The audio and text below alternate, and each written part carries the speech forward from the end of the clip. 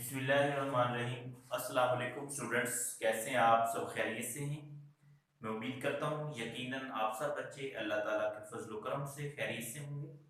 Students, physics FSc part 2 chapter number 19, very next topic जो आज हम डिस्कस करने जा रहे हैं, टॉपिक नेम है वेव पार्टिकल ड्यूलिटी।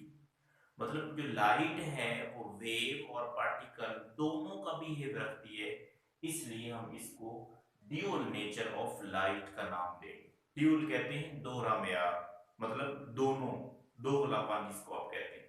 तो मतलब ये जो लाइट है ये वेव और पार्टिकल ड्यूलिटी ये टॉपिक हमारा है।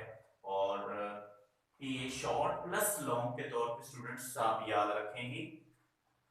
ये 2019 में साहिवाल बोर्ड में भी आ चुका है और इसके अलावा ये एक बार और 2017 में लाहौर बोर्ड में भी आया हुआ है एज अ लॉन्ग क्वेश्चन। तो आप इसको अच्छे तरीके से याद करेंगे। हम इसमें सबसे पहले डिस्कस करते हैं behaviour of light as wave as well as particle. हमने लाइट का बिहेवियर डिस्कस करना है वेव और इसके साथ साथ पार्टिकल के तौर पे। इंटरफेरेंस एंड डाइफ्रैक्शन, ये दो जो आपके पास फिनोमेनन हैं, इंटरफेरेंस और डाइफ्रैक्शन, ये दोनों के दोनों कंफर्म करते हैं कि जो लाइट है वो confirm it's wave nature, light की वेव नेचर। लेकिन अगर हम देखें photo electric effect and Compton effect, ये ऐसे फिनोमेनन हैं जो कि प्रूव करते हैं कि जो लाइट है वो पार्टिकल नेचर रखती है।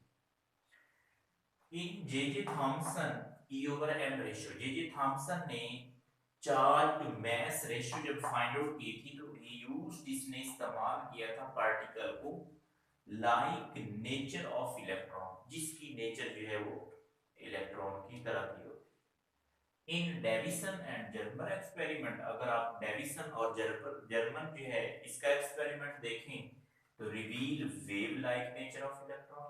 यहाँ पे जो इलेक्ट्रॉन की नेचर है वो वेव लाइक हो जाती है। इट्स मीन दैट वेव और पार्टिकल ड्यूल नेचर रखती है लाइट। नेक्स्ट वन एक हेडिंग देंगे आप, wave particle duality. Wave particle duality क्या होता है? ड्यूलिटी मीन वेव और पार्टिकल दोनों का जो रवैया है, ड्यूलिटी मीन ड्यूल, दोहरा कहते हैं दोनों को। तो matter and radiation have wave particle dual nature. Matter कोई भी हो और जो रेडिएशन है ये सब क्या करते हैं, वेव और पार्टिकल ड्यूल नेचर रखते हैं। एंड दिस न्यू कॉन्सेप्ट, और ये जो नया एक कॉन्सेप्ट आया है मैटर और रेडिएशन के बारे में, is called wave particle duality. इसी को हम वेव पार्टिकल ड्यूलिटी का नाम देते हैं। इन अदर वर्ड्स, दूसरे लफ्जों में स्टूडेंट्स आप ये भी याद रखें, वी हैव अज्यूम्ड बोथ, हम दोनों को मतलब वेव लाइक और पार्टिकल लाइक नेचर दोनों को अज्यूम कर चुके हैं, फर्ज कर चुके हैं ऑफ ऑल मैटर, सब मैटर के लिए। क्या? Proton, electron, neutron and molecules and also the light, X rays, gamma rays, etc. Principle of complementarity इसी के अंदर आता है। ये एक प्रिंसिपल है जिसमें हम एक प्रिंसिपल के लिहाज से बात करते हैं। Niels Bohr pointed out, Niels Bohr आपने एटॉमिक मॉडल पढ़ा होगा, तो ये वही नील बोर है, साइंटिस्ट है।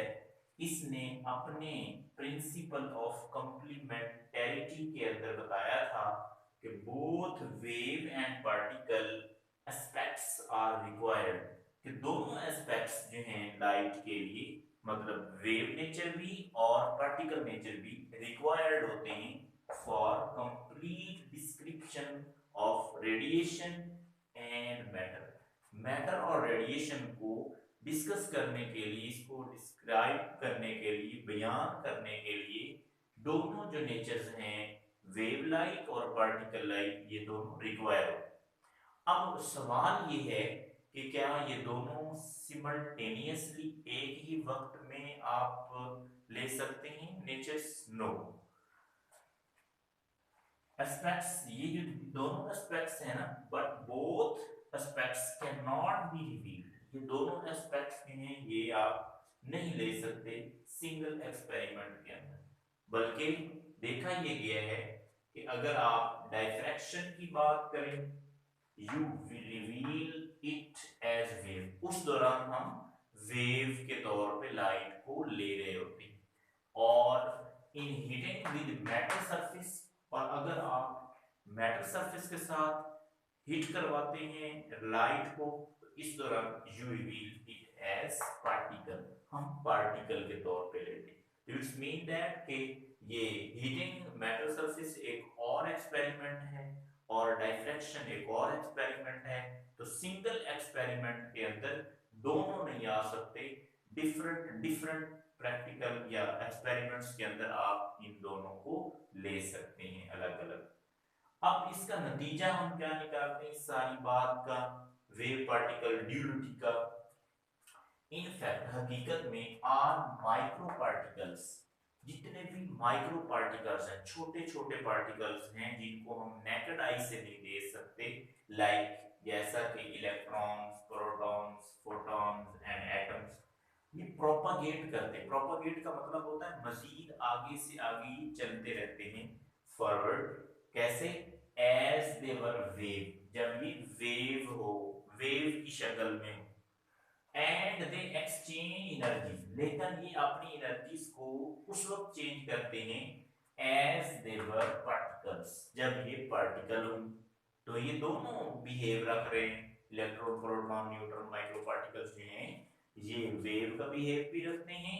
कब? जब ये प्रोपागेट करते हैं, और जब ये अपनी एनर्जी को एक्सचेंज करते हैं उस दौरान स्टूडेंट्स ये पार्टिकल का बिहेव रखते हैं, that is wave particle duality, यही असल में wave particle duality. Next topic है हमारे पास वेरी इंपॉर्टेंट, इलेक्ट्रॉन माइक्रोस्कोप।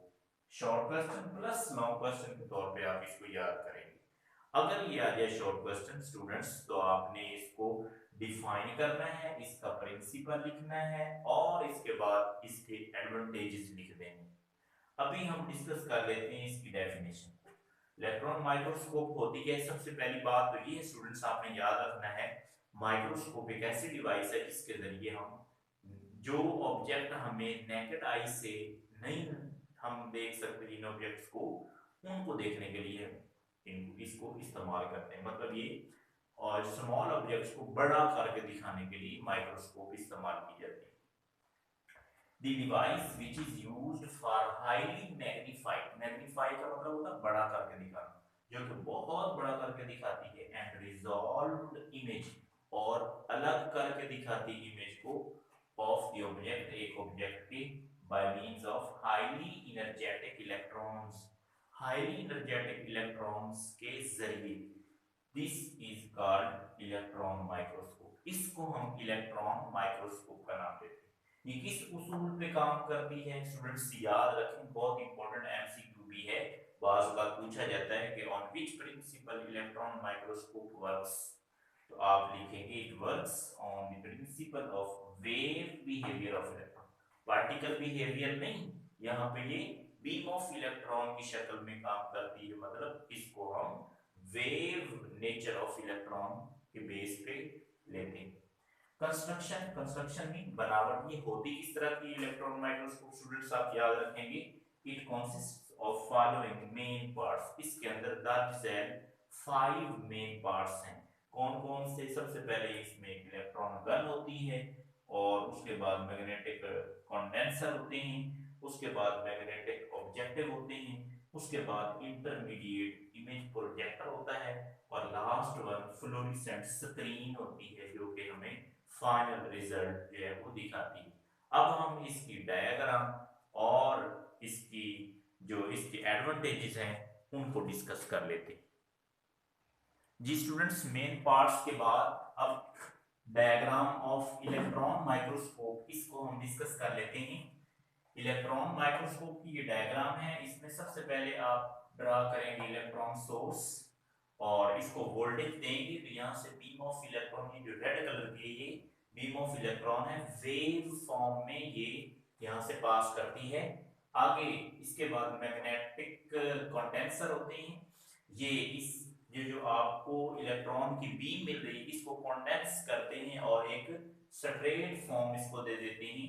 आगे यहाँ पे स्पेसिमेन, स्पेसिमेन कहते हैं वो चीज जिसको आप देखना चाहते हैं, वो स्मॉल ऑब्जेक्ट जिसको आप बड़ा करके देखना चाहते हैं वो यहाँ पे हम प्लेस करते हैं। इसके साथ होते हैं मैग्नेटिक ऑब्जेक्टिव, ये इसका इसको ये जो आपका स्पेसिमेन है इसको मैग्नीफाई करते हुए यहाँ पे फर्स्ट इमेज बना देते हैं और इसके बाद फिर इंटरमीडिएट इमेज प्रोजेक्टर होता है, ये इसको मजीद मैग्नीफाई करता हुआ यहाँ पे फाइनल फ्लोरेसेंट स्क्रीन होती है और ये फ्लोरेसेंट स्क्रीन पे मैग्नीफाइड इमेज दे देता है। इस तरह से एक्सप्लेनेशन भी है वो आप लिखेंगे, इसके जो पार्ट्स हैं मेन 5 इनके बारे में थोड़ी थोड़ी आपने डिटेल अबाउट मेन पार्ट्स ये आपने लिख देनी है। और नेक्स्ट वन एक यहाँ पे टर्म यूज की जाती है SEM, स्कैनिंग इलेक्ट्रॉन माइक्रोस्कोप। ये क्या होती है?